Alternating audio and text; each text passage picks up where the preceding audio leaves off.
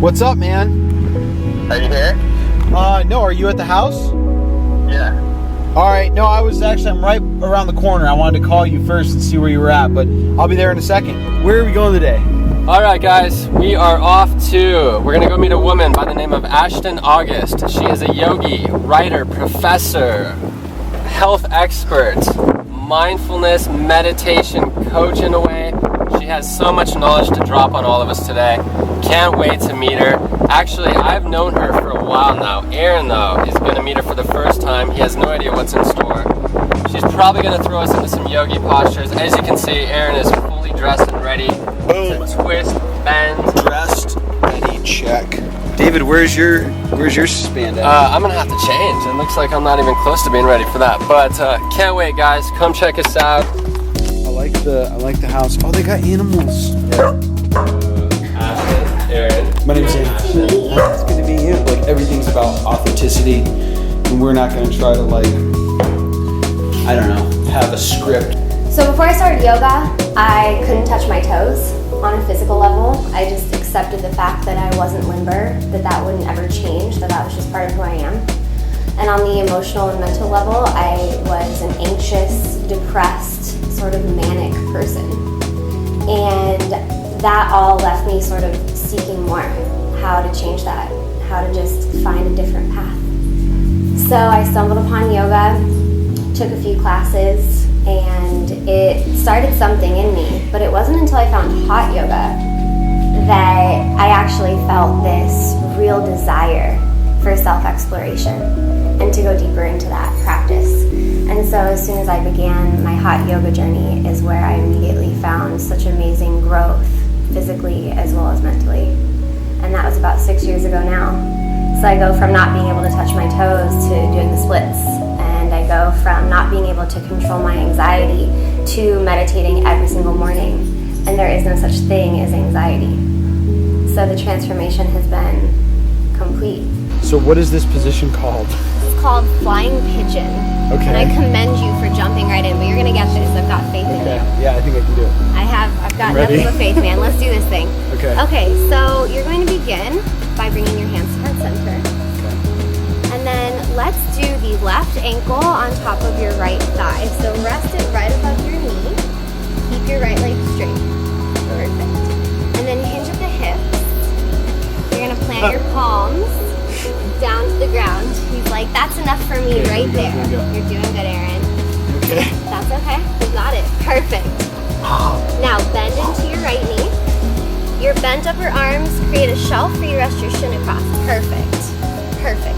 So make sure that you're supporting your knee with this arm though, so bring it in more. So your left forearm's on the inside of your knee. Exactly. Now from here, bring the weight forward into your hands. So as you shift the weight forward, you'll feel your back foot grow light. Keep your core tight. Really engage your core muscles here. And then the last step is to just extend your leg out behind you. That's all. Nice. That is more effort. Perfect. And then he rolls right out of it like a pro. That was a fantastic first round.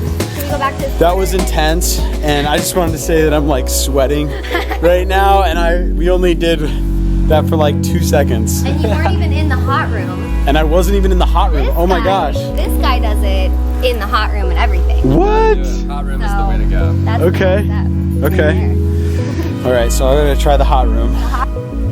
Recently, I was on a cruise ship actually, and it was an Alaskan cruise. So there's a lot of older people, a lot of people from around the world.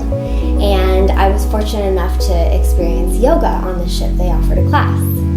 So I was more fortunate enough to be able to go off the class and work with these yoga teachers one-on-one on board this ship.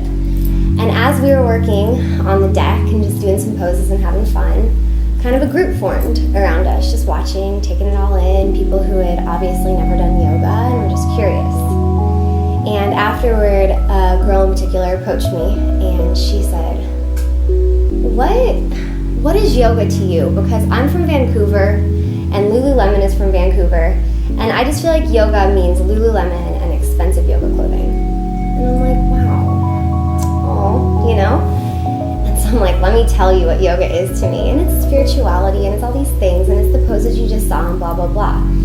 But when I'm thinking about that interaction with her later, what I realized is, yes, yoga is this spiritual practice as well as the physical, but so much more, it is that communion with her. Yoga brings together people who would otherwise remain strangers. Like David and I. This is how I know him, and I would have never known this beautiful soul had I not been practicing yoga. And so yoga becomes the communion between individuals, and it teaches us the interconnectedness of all people. And at the end of our yoga practice, as Aaron just learned, namaste is how we end or seal the practice. And namaste is Sanskrit for the light in me honors the light in you. And what that's really saying is that we're all interconnected, that we all possess that same light.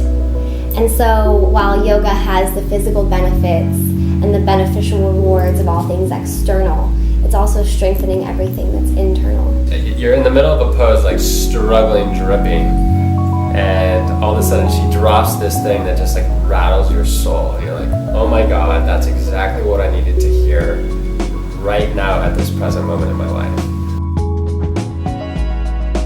You pull from the universe what you want into being. And I've done that in so many parts of my life. I just feel so blessed, but that power that I possess is the same power and potential that everyone does. And so what I seek to do and what I love you boys so much for and what you're seeking to do is to spread that awareness that we all possess this ability. And it's just a matter of activating that and believing in it. So release your plans. You go. I love it. Yeah. Yeah.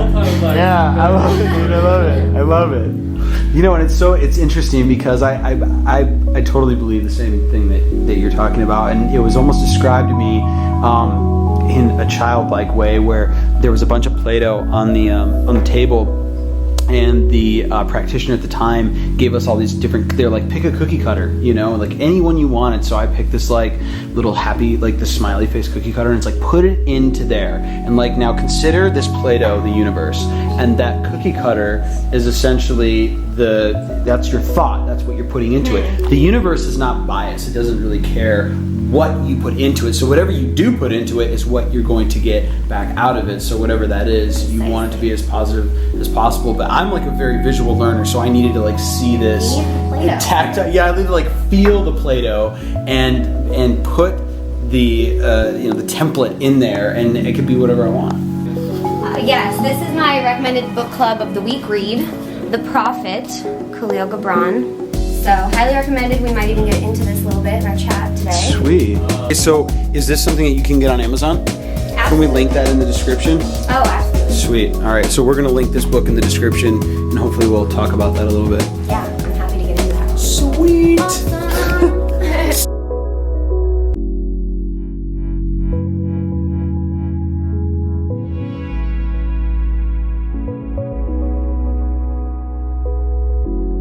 You're like sealing the deal. It's like, and with those words, because keep in mind, like your words are magic. You know, the word magic, like your comprehension of what that means, it's true. So if your thoughts become things, then your words create those things, right? Like your words are the vehicles of your thoughts. And so when you seal things by saying like or by saying like, and so it is and so it shall be, you solidify that into being. The collective consciousness principle dictates that when a certain number of people or consciousnesses gains this idea or a concept or a new way of thinking, it will simultaneously spread. And so that's the concept behind the infinity symbol, is everything is interconnected and there is no beginning and there is no end. And so if that is true, which it is, then the theory dictates that collective consciousness is the way, is the vehicle that people like us doing what we're doing are going to spread our way of thinking to the masses. And so I'm not out there picketing, I'm not out there advocating for mass change, I'm not going to go fight, the evils of the world. I'm going to be that change. The change comes from within. You be the change that you wish to see in the world, Gandhi. And that principle dictates that when you spread the consciousness that you're dealing with, you know, between us three and then through your channel, you hit a couple thousand, you hit 10,000, and suddenly that's going to trigger a domino effect. That's what collective consciousness is, because truly, and I believe this, love is more powerful than fear. And so love is like light, and fear is like darkness. And, okay, now another quote. Paramahansa Yogananda said, where there is light, darkness cannot exist. And so if fear is a dark room, then lighting a single match would be that collective consciousness shift to the positive, the light, and the love. And where that love is, the darkness is extinguished. Well, happiness is not to be found out there. It's truly an inside job. Absolutely. And at the end of the day, like, you have the power. You have the power to do whatever the hell you want in life, so go do it. Or what can we do to help support you? Well, one of the other things that I haven't talked about yet is my roots as a yoga practitioner and teacher really are rooted in my writing. So I'm a writer first and foremost, and a poet and an artist in that genre. And I'm really thrilled to be able to bring the two together now through my website, which is yogiapproved.com.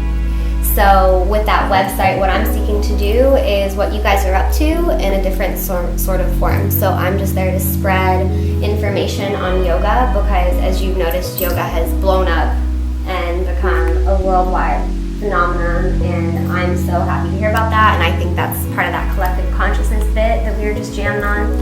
And Yogi Approved is all about it. So Yogi Approved is for the beginners out there that want to learn more. It's for the teachers who want to have a community. It's for everything in between. It's fashion, it's love, it's lifestyle. And so I'm out there and I get to spread my knowledge and share other writers that are doing the same thing that I'm doing. And I'm really thrilled about that. And the best part of that vehicle for me is being able to collaborate with people like you guys. So yes, please check me out. I intend on doing more stuff with you guys, so I'm sure we'll be more intertwined than we even plan on it now. YogiApproved.com. David, bring it in, my man. Thank you. Thank you so much. Always good rapping with you. Such a pleasure. Aaron, jump in. We'll do a little trio. Yeah. Yeah, much love, you guys. It was Thank awesome. you. Thank you. Ashton August. Yeah, so first of all, dude, I don't know if you guys can see, it's a little dark in here, but David and I just finished up. This was an awesome session. This was an awesome episode. Incredible meeting. Incredibly grateful to hear so much wisdom and truth come out of that little soul that Ashton August is. Awesome as all to see Aaron do some crazy yoga postures. That's so You know, little Milton the dog running around as we just had such an enlightening, insightful, positive conversation about how we can help ourselves, how we can help everybody else. We hope you guys love the video. yeah. I don't know. I'm like guys. kind of like Yeah. speechless right now because Yeah, this honestly, I don't know what episode this is in our current chain of episodes, but this is really the first thing that we filmed with somebody, and I think that Ashton did a really good job breaking us into this new channel that is now Highwatch, and we hope you guys really got as much out of this as we did. I know coming here today, I had a lot of stuff going on in my own mind, the things that I was just dealing with on an emotional level. I wasn't really in the right mindset, but I'll tell you what, she has a way of speaking that just opens my heart and opens my mind and changes my thought. And dude, that was such an awesome experience. So if you guys haven't already, a link to her website is in the description of this video. Please go and check it out. I know she writes a lot of good content. She's very engaging with her audience, so if you want to connect with her, just do so. It was awesome, man. That was just great. So thank you guys for watching, and we're still trying to figure out a good sign out. It's, you know, it's about the lifestyles. It's about a spiritual lifestyle that we can incorporate every day, every moment, not once a week, not 10 minutes a day. It's an every moment kind of thing. And Ashton August obviously embodies that to the fullest. So we're inspired. I know I'm vibrating very high. I'm kind of speechless. Just kind of blown away at the conversation we had. Hope you guys enjoyed it. Yeah, it was awesome. Thank you guys so much for tuning in, and we will see you guys next time. Boom.